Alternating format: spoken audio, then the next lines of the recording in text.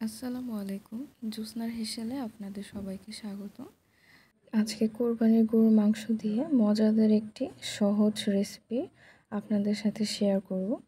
আমাদের রান্না যদি আপনাদের ভালো লাগে তবে আমাদের চ্যানেলে সাবস্ক্রাইব করবেন এবং লাইক ও শেয়ার দিয়ে আমাদের পাশেই থাকবেন। চলুন এবার শুরু করা যাক। এখানে গরুর মাংস, চর্বি এবং হাড় সহ মোট 5 কেজির মতো মাংস নিয়েছি। এখানে আমি আদা বাটা দিলাম 3 টেবিল চামচের মতো। আদা বাটা দেওয়ার পরে এবার আমরা এখানে রসুন বাটা দিব। রসুন বাটা দিচ্ছি 2 টেবিল চামচ। আপনারা আপনাদের স্বাদ মতো আদা এবং রসুন বাটা কম বেশি নিতে পারেন। পেঁয়াজ কুচি দিব 1.5 কাপ পরিমাণ। এখানে 1.5 কাপ পরিমাণ পেঁয়াজ আছে। তেল দিব হাফ কাপ থেকে একটু বেশি। আমি 1/3 কাপ দিয়ে 2 বার করে মেপে দিলাম এখানে সয়াবিন তেল।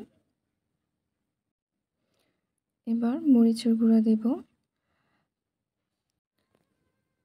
মরিচের গুঁড়া 3 চা চামচের থেকে বেশি দিব।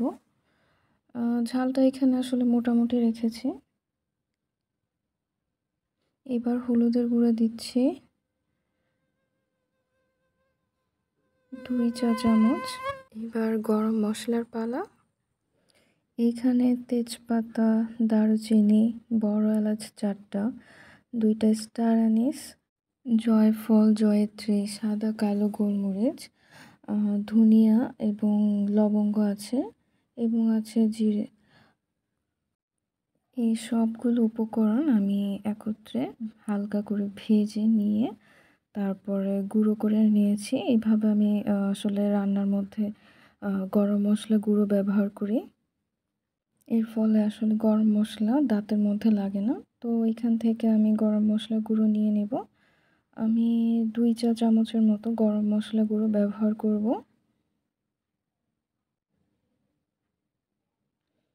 এরপর আমরা লবণ দিব। এখানে 2 চা চামচের মতো লবণ দিয়ে নিয়েছি। আপনারা আপনাদের স্বাদ মতো লবণ অ্যাড করে দিবেন। এবার সব মশলা দিয়ে মাংসটাকে খুব ভালো করে হাত দিয়ে মাখাতে হবে। খুব ভালো করে মাখানোর পরে আমরা মাংসটাকে প্রায় আধা ঘন্টার মতো রেখে দিয়েছি। এবার আমরা মাংসটাকে চুলায় বসাবো।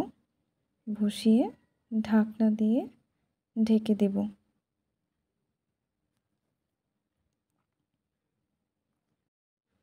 ঢাকনা দিয়ে ঢেকে মাংসটাকে নাড়াচাড়া করে আমরা কষাতে থাকবো।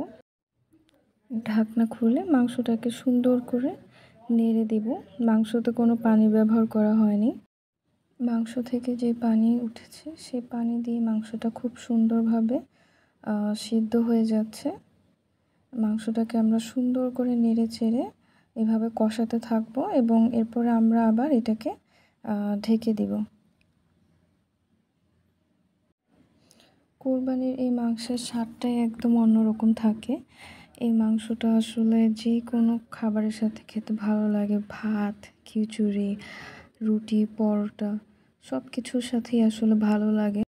এমনকি আমরা মুড়ি দিয়েও এই গরুর মাংসটা খেতে খুব পছন্দ করি। আপনারাও জানাবেন আপনারা কে কী দিয়ে মাংস খেতে পছন্দ করেন। মাংস থেকে খুব সুন্দরভাবে ঝোল উঠে মাংসটা রান্না হচ্ছে এবং মাংসটা এই পর্যায়ে কষানো হয়ে গিয়েছে ভালোই। আমরা তারপরও এটা কষাতে থাকবো সুন্দর করে নাড়াচাড়া করে। আবার এটাকে এখন ঢেকে দিব। আমরা চেষ্টা করি আমাদের চ্যানেলে আসলে নিত্যদিনের যে রান্নাগুলো থাকে সেটাকে সহজ উপায়ে আপনাদের সামনে তুলে ধরতে। তো আমাদের রান্না যদি আপনার কাছে ভালো লাগে তবে আমাদের ইউটিউব চ্যানেলটি আপনারা সাবস্ক্রাইব করে দিবেন। আপনাদের একটি সাবস্ক্রাইব আমাদের কাজ করতে আরও উৎসাহ বাড়িয়ে দেয়। আর আপনাদের কোনো পরামর্শ থাকলে ভালো লাগলে আমাদের কমেন্ট করে জানাবেন। এবার আমরা আবার মাংসটাকে সুন্দর করে নাড়াচাড়া করে দিচ্ছি। এই পর্যায়ে মাংসটা বেশ সিদ্ধ হয়ে গিয়েছে। এখন এটাকে চুলায় লো মিডিয়াম হিটে রেখে রান্না করতে থাকবো। এখন আবার মাংসটাকে ঢেকে দেব। ঢেকে দিয়ে বেশ অনেকক্ষণ রান্না করতে থাকবো। এই পর্যায়ে মাংস প্রায় হয়েই গিয়েছে। মাংসতে খুব সুন্দরভাবে তেল উঠে গিয়েছে। আমরা এখন আবার এটাকে সুন্দর করে নেড়েচেড়ে দেবো যেন পাতিলের তলায় মাংস লেগে না যায়। মাংস যদি পাতিলের তলায় লেগে যায় তাহলে মাংসের স্বাদটাই আসলে নষ্ট হয়ে যায়। তো সেই দিকে খেয়াল রাখতে হবে। একটু পরপর সুন্দর করে নেড়েচেড়ে দিতে হবে।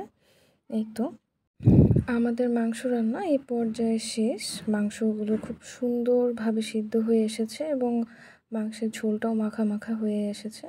এখানে আমরা 8 থেকে 10টি কাঁচামরিচ দিয়ে দিলাম। দিয়ে মাংসটাকে আরও 4-5 মিনিট দমে রেখে তারপরে নামিয়ে ফেলবো। এই তো আমাদের মাংস রান্না শেষ। জানাবেন আপনাদের কেমন লাগলো। যদি আপনাদের কোনো পরামর্শ থাকে অবশ্যই সেটা কমেন্ট করে জানাবেন এবং আমাদের পাশে থাকবেন। ধন্যবাদ।